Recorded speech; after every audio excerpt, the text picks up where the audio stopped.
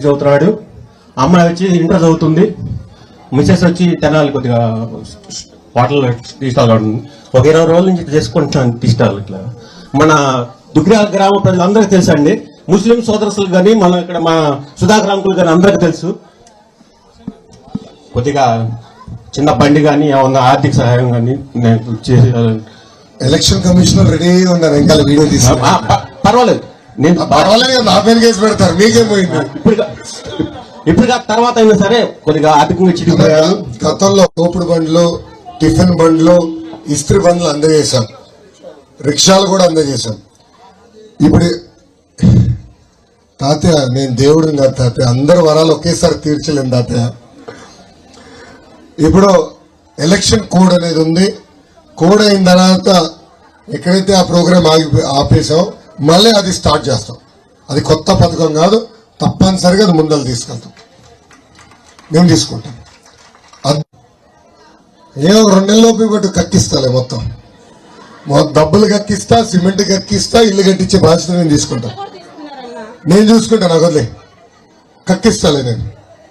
Okay, ఇల్లు కట్టించవలసిన బాధ్యత ప్రభుత్వాలపైన ఉండాలి. ఇల్లు కట్టించే బాధ్యత మేము తీసుకుంటాం. ఇండియాతో కలిసారు మీరు, మనకేంటి ఇప్పుడు ఏమైనా షూరిటీ ఇస్తున్నారా లేదా, షూరిటీ ఉందా లేదా అని? దేనికి షూరిటీ అంటే వాళ్ళు తీపిసి పంపిస్తాను అన్నారు. సిఏ గురించి ఏంటంటేనండి, యాక్చువల్ గా మేమందరం కూడా తెలుగుదేశం అభిమానులు. అవును. అయితే మాకున్న ముస్లిం సోదరుల దగ్గరికి వెళ్ళినా కూడా మనం ఎప్పుడైతే మీరు ఎన్డీఏ గవర్నమెంట్ అనేటప్పటికీ పైనుంచి మోడీ గారు కూడా ఎట్టి పరిస్థితుల్లో ముస్లిం సమాజానికి పంపించాలనే చట్టం అనేది 100% సైన్ చేయాలనే ఆలోచనలో ఉన్నారు అనేది మాకున్న ఇన్ఫర్మేషన్. అయితే మీరు ఇందాక చెప్పారు నాది హామీ అని చెప్పి. అయితే మా ముస్లిం సోదరులందరికీ కూడా ఏంటంటే ఆ భయం ఉందండి 100%. ఎన్డీఏ ఎప్పుడైతే మీతో కలిసిందో, ఎందుకంటే మేము మా సోదరుల దగ్గరికి వెళ్ళినప్పుడు మనం ఎలా ఆ పార్టీని మనం కోఆపరేట్ చేస్తాము, మనం ఎలా ఓట్లు వేస్తాము, మనకేంటి అసలు ఇప్పుడు ముస్లిం సోదరులు ఉన్న ఇండియా పరంగా ఉన్నటువంటి మనమంతా కూడా ఎలా ముందుకెళ్ళాలి అనేది బాగా కన్ఫ్యూజన్ ఉంది సార్. దయచేసి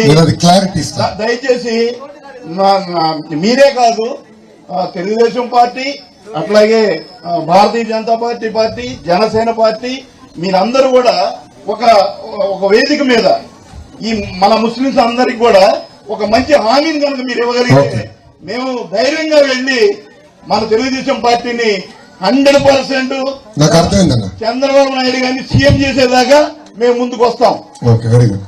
అన్న ఇంకోటి హచ్కోట అన్న, అవును, వాళ్ళు కొద్దిగా ఇంక్రీజ్ చేస్తే బాగుంటుందని. ఇప్పుడు అది కూడా చెప్తా, అది హౌస్ కూడా పెండింగ్ లో ఉందన్న. 2 నెంబర్ అన్న. ఫస్ట్ మీకు కలిసింది సిఏకి అనుకూలంగా ఓటేసింది ఎవరన్నా? వైకాపా ఎంపీలో మీకు వీడియో పెడతా. ఇప్పుడు నెల్లూరు ఎంపీగా నిలబడుతున్నారు విజయసాయి రెడ్డి గారిని, పిల్లిగడ్డం. ఆయన జగన్ కేసులో మొత్తం ఏటు. ఆయన ఏంటంటే రాజ్యసభలో మాట్లాడుతూ సంపూర్ణ మద్దతు మేము తెలుపుతున్నాం అని చెప్పాడు. అంటే ఆనాడు తెలీదా వాళ్ళకి? ఆనాడు డౌట్ ఉంటే ఎందుకు ఓటేశారు, ఇప్పుడు ఎందుకు దుష్ప్రచారం చేస్తున్నారు?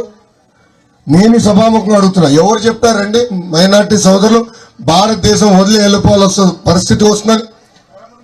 ఎవరు చెప్పారండి? ఏ పేపర్ చెప్పింది? సాక్షి పేపర్ చదివితే ఆరోగ్యానికి హానికరం అన్నా. సాక్షి పేపర్ చదివితే ఆరోగ్యానికి హానికరం, సాక్షి టీవీ చూస్తే మన గుండెపోటు వస్తుంది. దయచేసి 2 చూడదు.